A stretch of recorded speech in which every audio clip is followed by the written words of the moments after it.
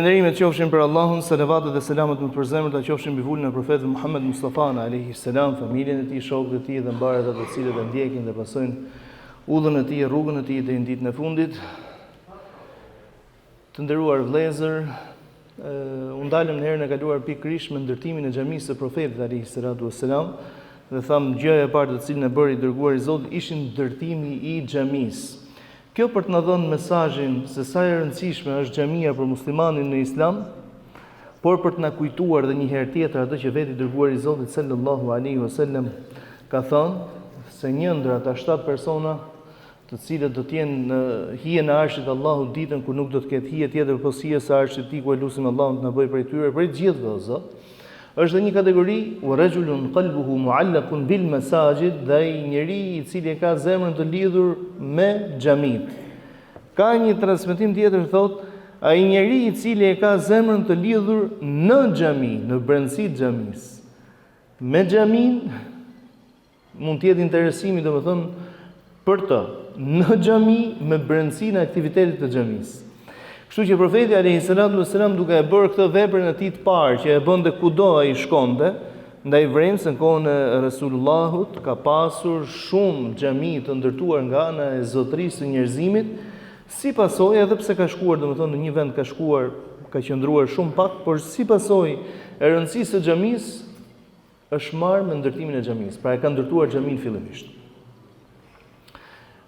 Ajo që e kam përmendur dhe herë të tjera, por që vlen t'i kushtohet një temë sonte për nga rëndësia që ka rëndësia historike, nuk është vetëm ndërtimi i xhamisë, por rindërtimi i xhamisë së profetit alayhis salam. Normalisht ka shumë detaje, unë nuk do të merrem me detaje të shumta, do të jap një rezume të përgjithshëm të këtyre rindërtimeve për të dhënë atë mesazhin që xhamit janë të Allahut, duhet të kenë funksionin me ftuar për në rrugën e Zotit, për qenë mësejtore të të mirës, për qenë urdhëruese për në të mirë, ndaluese nga e keqja, dhe mbi këtë bazë merr dhe zgjerimi i tyre.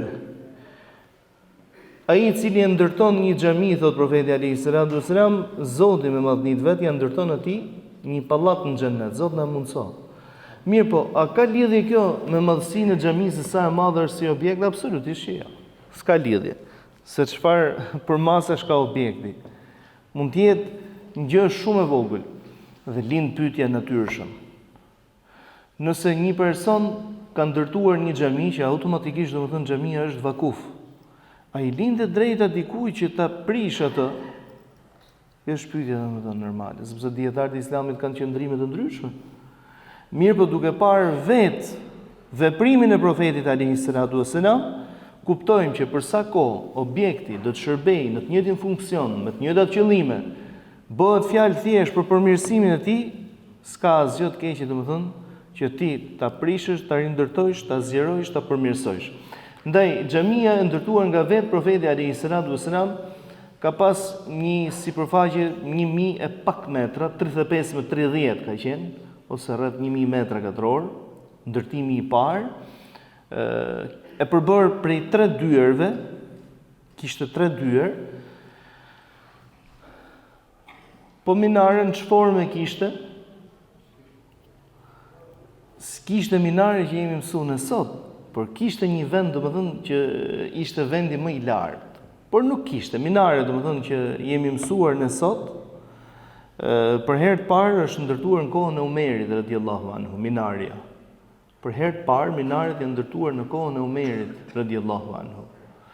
Ndaj në formën që ne njohim xhamin sot, domethënë me kupol ose me kupola, me minare ose me minare të shumta për shembull, kjo nuk ka qenë.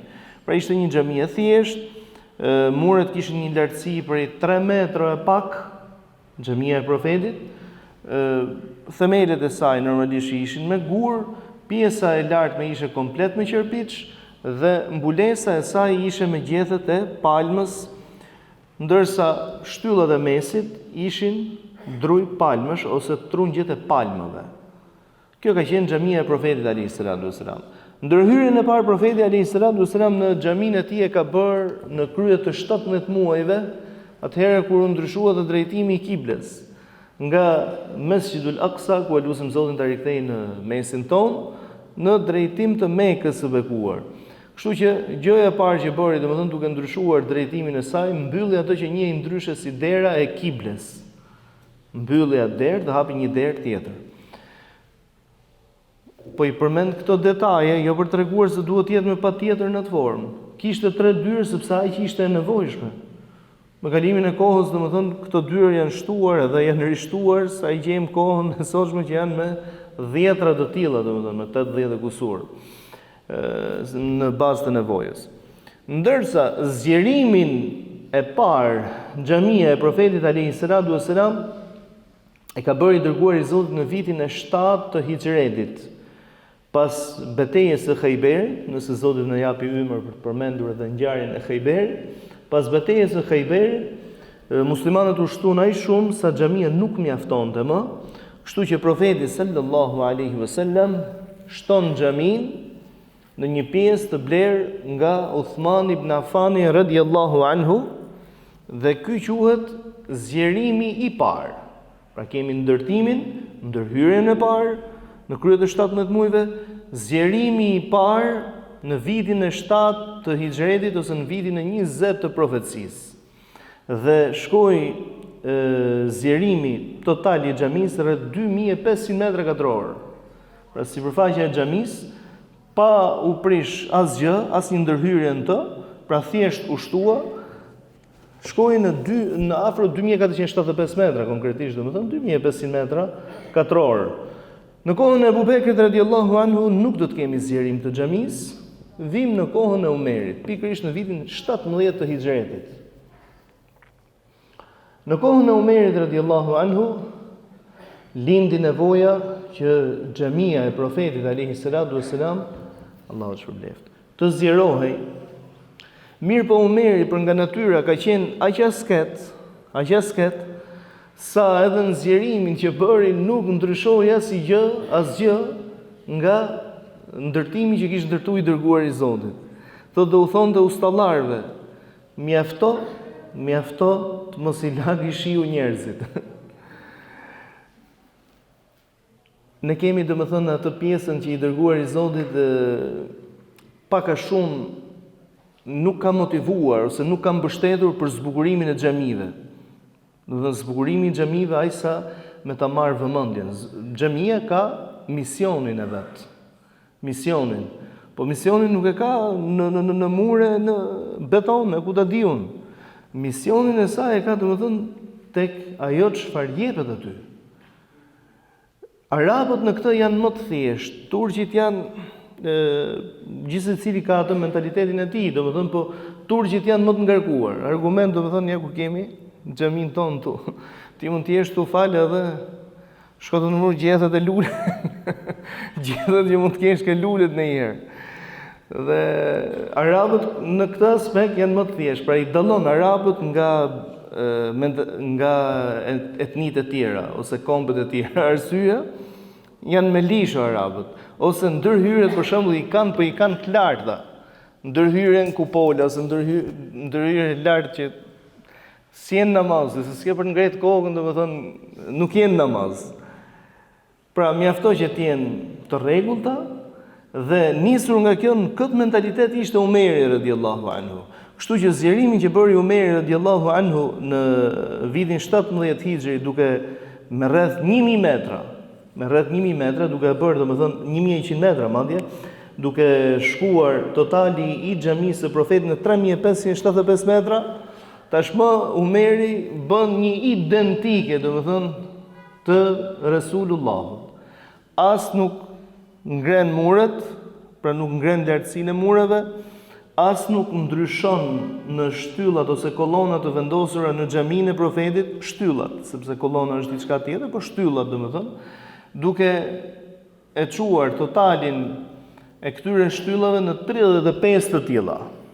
Derisa vim tashmë në kohën e Uthman ibn Affanit radhiyallahu anhu, i cili nuk do të ketë ndonjë zgjerim kolosal, por do të ketë ndryshim total të xhamisë. Tashmë në kohën e Uthmanit, xhamia e dërguarit Zotit do të jetë ndryshe. Pjesë të saj do të jenë mur, nuk do të jenë më balt, kolonat e saj nuk do të jenë më prej druri, por do të jenë prej guri, dhe jo pak, domethënë, po në 500 metra që shtojej, e shtoi numrin e këtyre kolonave duke e quar në afro 55 të tilla. 55 kolona guri. Dhe nga ajo që ishin mësuar në kohën e pejgamberit alayhis salam, në kohën e Abu Bekrit dhe në kohën e Umerit, ku pjesa e sipërme e xhamisë së profetit ose çatia e saj ishte me gjethe palme, e ndroi Uthmani radhiyallahu anhu duke përdorur një lloj drase, po e quajmë, domethënë saxhe qunin, me material që vinte nga India, duke e mbuluar xhamin me të, ndroi gjithçka. Pra, dyer tashmë nga 3 do t'i bënte 6, dhe shkoi totali i xhamisë së Resulullahut sallallahu alaihi wasallam në 4071 metra. Do të thënë është i shumë e konsiderueshme, do të thënë kemi të bëjmë me një hapësirë gjigande, nuk është pak. Kesh 4000 metra ti lisho vetëm për të falë. Përse këta sahabit të nderuar, rasti e Abu Bekrit radhiyallahu anhu nuk e pat nevojshme për ndërhyrje. Umeri e pat nevojshme, por nuk e pat nevojshme të rinovonte, të ndryshonte në stil. Kurse Uthmani e pat nevojshme të ndërhynte në stil. Tashmë gjërat kishin ndryshuar. Shteti ishte gjë tjetër. Nuk ishin më në fillimet e veta, domethënë ku nuk kishin ose aq ishte mundësia. Kohën e Uthmanit nisi të lulëzonte e gjithë bota islame, jo vetëm Medinja, po e gjithë bota islame. Ndaj dhe lipsej domethënë dhe një objekt që i shkonte për shtat. Kështu vrejmë domethënë nëse vizitojmë Stambollin për shembull, që ato që quhen ndryshe xhamitë e sultanëve, ata tregonin domethënë madhështinë ose përpiqeshin nëpërmjet kësaj arkitekture të tregonin madhështinë e pushtetit të cilin e sundonin ose drejtonin. Pra ka pas edhe atë aspektin politik, me patjetër. Dhe vazhdoi kështu deri në kohën e Umar ibn Abdulazizit. Në kohën e Umar ibn Abdulazizit është bërë dhe ai zgjerimi i madh i xhamisë së profetit alayhi salatu wassalam, me një karakteristikë totalisht të veçantë. Tashmë minaret do të jenë goxha të larta. Në kohën e Umar ibn Abdulazizit, ku vali i Medinës ishte Walid ibn Abdul Malik, Umar ibn Abdulaziz e urdhëron që të bëjë një zgjerim, një reformim totalisht të xhamisë së pejgamberit alayhis salatu wassalam, duke shkuar totali i saj në 6440 metra goxha dhe një lartësi minaresh prej afër 30 metrash, nga 27 deri në 30 metra, që për kohën domethënë ishte goxha. Dhe muret e saj, pra kjo në vitin 91 të Hijretit, muret nga ajo që ishin mësuar, i pari i cili e ndryshoi lartësinë e mureve do të ishte Uthmani. Në kohën e Umerit radhiyallahu anhu, muret do t'i kalonin 6 metra lartësi. Kuptohet domethënë që për një vend të tillë siç është Medinja, që është shumë vap, sa më shumë të ketë lartësi, sidomos për kohën, aq më e freskët do të ishte xhamia. Edhe për zërin, duke pat një objekt domethënë shumë të madh, ushtin zëri më rehat. Dhe kjo ka ndodhur në vitin 91 të Hijretit. Vim me atë që njihet ndryshe si zgjerimi i 4. Zgjerimi i 4 është në kohën e Khalifit El Mehdi në vitin 165, tash vim ke periudha e Abasidëve. Sepse vjen edhe periudha domethënë kur tentojnë të tregojnë pushtetet interesimin e tyre. Pra jo vetëm nevoja tashmë, por dhe interesi. Dhe në kohën e mbretit ose Khalifit Mehdi, xhamia pati një zgjerim të madh, duke shkuar në 8890 metra katror dhe me një, domethënë, vihe i re numri i shumtë i dyerve, 24 dyer. Pra kemi një objekt të madh dhe duhet kemi një mundësi ose të japim mundësinë që të gjithëve që të mund të depërtojnë në xhami lirshëm. Tani kemi një pyetje e cila na lind natyrshëm. Ne jetojmë në kohë globalizimi dhe jetojmë edhe në kohë reklame në të njëjtën kohë. E them këtë kohë globalizimi se kjo na ka përfshirë dhe ne si musliman. Nëse shkon sot me agjenci umresh ose agjenci haxhi, një ndër pikat që ta reklamojnë si aktivitet që ti të mund të bësh atje, është dhe të vizitosh Rauda Sharife ose kopshtin e xhennetit. Apo jo. Që profeti alayhi salatu vesselam ka thënë, midis shtëpisë time dhe mimberit tim është kopsh nga kopshtet e xhennetit. Po ashtu dhe mimberi im pra. Lind pyetja natyrshëm. A ka vlerë më shumë më u fal pikërisht në këtë vend nga pjesa tjetër e xhamisë së profetit alayhi salam? Absolutisht jo. Domethënë, nuk ka në gjë që këtë vend ta bëj më me sevap. Por profeti që e ka përmendur diçka të tillë. Komentatorët e këtij hadithi kanë thënë, ndërto Mulla Ali al-Qari rahimahullah, çfarë kanë thënë?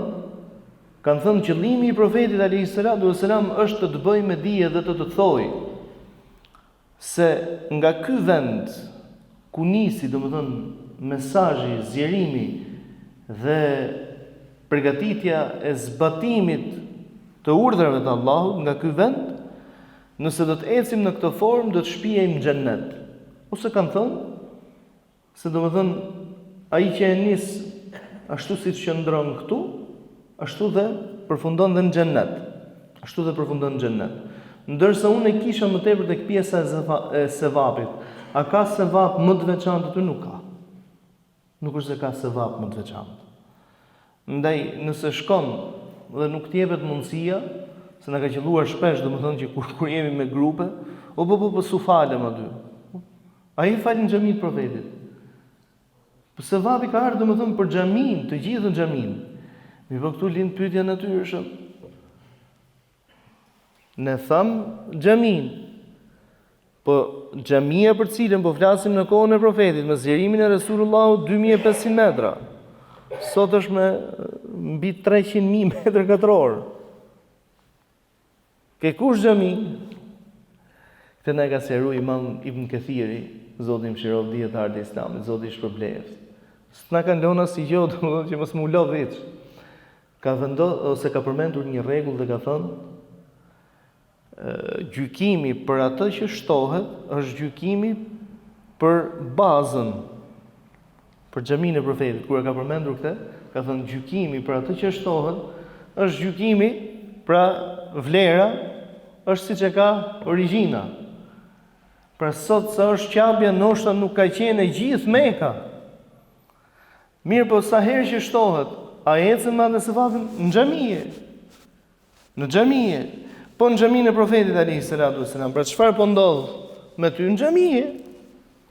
Sevapin e ke kudo që të falësh Allahin. Nuk është se ka ndonjë sevap të veçantë se ti do të shkosh në Rauda. Kjo është një lloj ndjesie. Për ndjesitë është çështje tjetër. Pra ndjesitë e brendshme, këto janë gjëra të tjera. Por ne po flasim që sevapi si sevap nuk është se na prish në një punë të madhe, kjo pjesë. Ndaj që edhe po shkova aty dhe nuk patë mundësi se o burra se të shkojmë 2 natës ose nuk e di orare të ndryshme, edhe po s'patë mundësi. Ti sevapin e ke marrë kudo që je fal aty, në xhamin e pejgamberit alayhi salatu wasalam. Ndaj mos të ngeli gjë pishman. Pas këtij zgjerimi, që ishte zgjerimi i 5, vim me zgjerimin e 6, i cili është në vitin 654 deri në vitin 661 të Hijretit, si pasojë e një zjarri shkëndije që ndodh në xhamin e profetit alayhi salatu wasalam. Nisin ta restaurojnë dhe ky është restaurim, nuk ka zgjerim faktikisht. Mirë, po për shkak se abasidët e asaj kohe ishin në luftë të rrept me tatarët ose mongolët, u ngeli pa e finalizuar, domethënë, këtë restaurim të xhamisë, derisa e bën sultanët Memalik në vitin 661 deri në vitin 678 me urdhër të sultan Kalaunit e ka pas ky. nga sultanët Memalik të Egjiptit dhe Damaskut ose Shamit, me urdhër të tij u arrit restaurimi i xhamisë, dhe ne në xhami shohim një kupol jeshile. Pra të gjithë e vrem kupolën jeshile. Kupola jeshile, vetëm kupola jeshile mund të ketë mbi 10-12 restaurime. Vetëm kupola jeshile. Kupola jeshile nënkupton shtëpinë e profetit alayhis salatu wassalam, aty ku është edhe trupi i Resulullahut sallallahu alaihi wasallam, aty ku është trupi i Abu Bekrit, trupi i Umerit radhiyallahu anhuma. Pra, ajo çfarë ndryshoi këtë radhë është se në restaurimin e xhamisë Sultan Kalauni urdhëron dhe ndërtimin e një kupole. Asë kohë nuk ishte jeshile, është bërë më mbrapa, domethënë, një kupole që të dallohej se këtu është shtëpia e dërguarit Zotit. Vim në zgjerimin e 7, restaurimi i 7 ose zgjerimi i 7 është në vitin 886. Një ndër sultanët Kajtapaj, se këto janë emra të përzim sa turq me arab, Kajtapaj bën një zgjerim në xhaminë e pejgamberit, një restaurim më mirë themi. Një restaurim, sepse kishte nevojë për restaurim, dhe një zgjerim të vogël duke e çuar totalin e sipërfaqes së xhamisë në 9000 metra katror. Më tepër u përqendrua tek kupolat dhe restaurimet e ndryshme dhe një zgjerim të vogël. Në kohën e Sultan Abdulmexhidit, tashmë ka kaluar disa shekuj, se në këtë periudhë kemi pas domethënë restaurime po jo zgjerime. Në kohën e Sultan Abdulmexhidit, në vitin 1265 Hijri, 1265 Hijri, para 180 viteve, para 180 viteve konkretisht, e deri në vitin 1277 është bërë zgjerimi më i madh që ishte deri në atë kohë, domethënë i xhamisë, duke arritur në 10.300 metra katror. Sultanët Osman, ose drejtuesit e prandorisë osmane,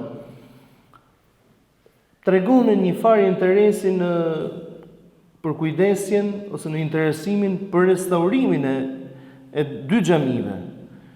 Mirë po, jo aq mjaftueshëm për thënë drejtën, për hir të vërtetës historike, jo aq mjaftueshëm sa ç'kishin bërë në Stamboll. Pra ndërtimin e xhamive të tjera ishte investuar shumë herë më shumë se sa ç'ishin investuar domethënë në restaurim. Ndaj ky do të jetë nga perandorët ose nga kalifët osmanlik, ky do të jetë zgjerimi i parë i xhamisë së profetit alayhis salam, sepse thamë të gjithë këta udhëheqës ose perandor, kur i tregonin një vëmendje të caktuar xhamisë, tregonin dhe madhështinë e pushtetit tyre. Vim në kohën e Al Saudëve ose sunduzëve aktual, domethënë, të Arabisë Saudite. Konkretisht në kohën e mbretit Abdulaziz ose baba i mbretit aktual në Arabinë Saudite, se mashallah nuk e di sa kalame ka pas, por di që ka pas shumë. Ka pas shumë, se sa ka pas nuk e di, po mbretër ky është i pesti nga fëmijët e tij. Më duket se është i pesti nga fëmijët e tij që po sundon. Dhe në kohën e mbretit Abdulaziz u bë dhe zgjerimi i xhamisë me 6.000 metra katror. Pra nga 10.000 tashmë shkojnë në 10.600. 6.000 metra në 16.000 metra katror. Domethënë 16.300 metra katror një totale. Për kohën nuk ishte pak, por ai ishte mjaftueshëm, prapë ishte mjaftueshëm. Vim tek i biri i tij, mbreti Faisal, ka bërë një ndër zgjerimet më të mëdha me 40.000 metra katror. Duke e çuar domethënë sipërfaqen e xhamisë me 50 kusur mijë metra katror, domethënë. Afër pra 56.000 metra katror në total. Mbreti Faisal, Zoti i mëshiroft dhe Zoti i mëshiroft gjithë ata të cilët kanë kontribuar domethënë për ndërtimin, rindërtimin, e mirëmbajtjen, e përkujdesjen, qoftë të xhamisë së Profetit apo qoftë të çdo xhamie në botë, së në vlerë, mirëmbajtja, përkujdesja, restaurimi ka të njëjtën vlerë. Innama ya'muru masajid Allahi man amana billahi wal yawmil akhir. Me të vërtetë ato xhamitë e Allahut i ndërton dhe i gjallëron ai i cili beson Allahun dhe ditën e gjykimit. Vim pastaj në kohën e mbretit Khalid ose vllait të tij, i cili bën një zgjerim, po tashmë jo në ndërtesën si ndërtesë, po në sipërfaqen e xhamisë, duke e bërë tashmë me çadra dhe duke siguruar një vend parkim, garanton afërsisht 43.000 metra të tjerë. Po thash jo në ndërtimin e xhamisë. Ndërsa ndërtimi më gjigant, ajo që është aktualisht në xhaminë e pejgamberit alayhis salam, është në kohën e mbretit Fehd, Zoti i mëshiroft, ku ka arritur domethënë një sipërfaqe totale vetëm ndërtimi. Po flasim domethënë për garazhet që ajo ka apo për pjesët e jashtme të cilat falesh me çat, vetëm ndërtimi 384.000 metër katror. Pra kjo ka qenë puna më kolosale dhe e gjitha kjo të nderuarit e mi e di se për sa u bë, për 9 vite. Pra shkoi e gjithë vëmendja e shtetit saudian të asaj kohe ose mbretit Fehd, shkoi pikërisht tek haremi i xhamisë së pejgamberit alayhis salam, duke bërë një vepër jashtëzakonisht madhështore për ata që kanë vizituar, domethënë e ndjen atë qetësinë, jo në ndërtimin e saj, se një objekti nuk e jep vlerën domethënë se sa të bukur e ke bërë apo se sa të arritshëm, por mesazhi që ai ka, por edhe shumë komod.